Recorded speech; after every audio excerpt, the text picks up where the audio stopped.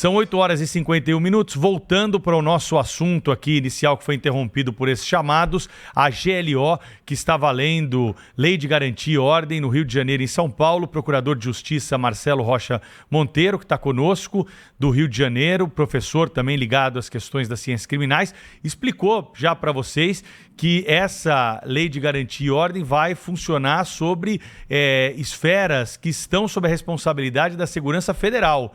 Era mais fácil ter reforçado o efetivo, né, doutor Marcelo? Não precisava de uma GLO para isso. É exatamente por isso que eu falei. A GLO é o atestado que o governo está passando, o governo federal está passando para ele próprio, né, da sua atuação inepta. Né? Não havia sequer necessidade juridicamente de você ter uma GLO. Né? Quer dizer, o governo federal não precisa de uma GLO para atuar numa área que já é da responsabilidade do governo federal. Né? Mas, de fato, o que vem acontecendo é isso, quer dizer, uma atuação muito menos eficaz desses órgãos, né? Tanto da Polícia Federal quanto da Polícia Rodoviária Federal. Veja, essa GLO não abordou diretamente essa questão, mas a Polícia Rodoviária Federal foi responsável por apreensões extremamente significativas de droga, né, até o ano passado, e também sofreu uma redução nessa atividade. Né?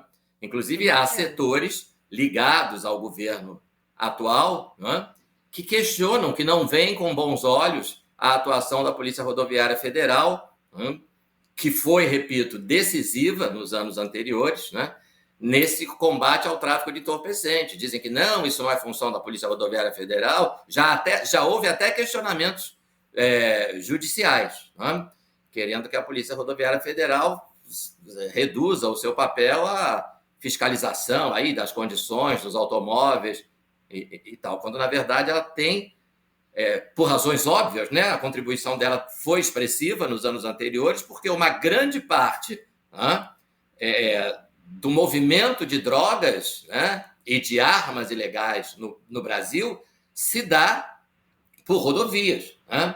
Até porque a gente sabe que o transporte do Brasil é basicamente um transporte rodoviário, né? Muito mais expressivo do que por ferrovias, por exemplo.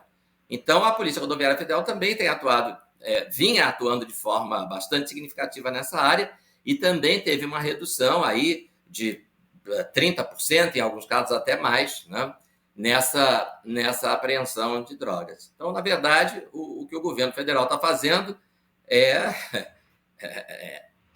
buscar uma atuação mais expressiva onde ele já deveria estar atuando. Até porque, Pedro, se você me permite aqui fazer uma observação, se nós tivéssemos uma GLO nos moldes daquela que aconteceu ou das que aconteceram no governo Temer, né? O presidente Temer se referiu na entrevista que você fez com ele a, me parece que 5 ou 6 estados, né, onde houve essa atuação. E essa atuação, como é que foi? Né? Nós vimos aqui no Rio de Janeiro as tropas federais, né, os militares, né, do Exército, Marinha, Aeronáutica, né, atuando em operações de repressão ao crime organizado lado a lado com forças estaduais. Né? Você tinha policial militar entrando em comunidade com militares do Exército. Né? E aí, se isso acontecesse agora, nós teríamos, uma extraordinária contradição. Né? Por quê?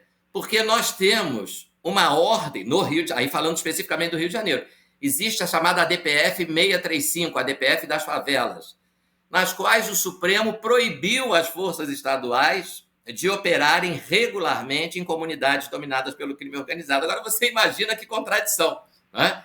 Imagina se o governo federal, e nós sabemos que o PT apoia essa decisão do Supremo, essa decisão partiu de uma ação proposta por um dos partidos da base aliada, que é o PSB, né? PSB aqui no Rio, que é do Marcelo Freixo, que integra o governo federal. Marcelo Freixo eu acho que ele é alguma coisa de turismo, Embratur, uma coisa assim, eu não sei exatamente porquê, mas ele parece que está dirigindo essa empresa, né, brasileira de turismo.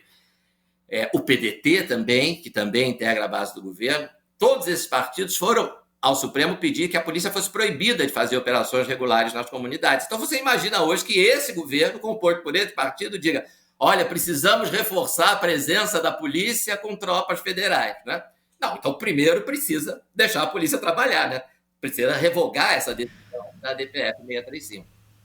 Doutor, aproveitando os conhecimentos jurídicos do senhor e a sua presença aqui no nosso programa, como é que o senhor vê hoje o papel do ministro da Justiça, Flávio Dino? É a possível indicação dele, desde que o presidente Lula fez o anúncio ontem da GLO, a possível indicação dele para ministro do Supremo parece que fica travada agora. Eu gostaria muito da sua análise.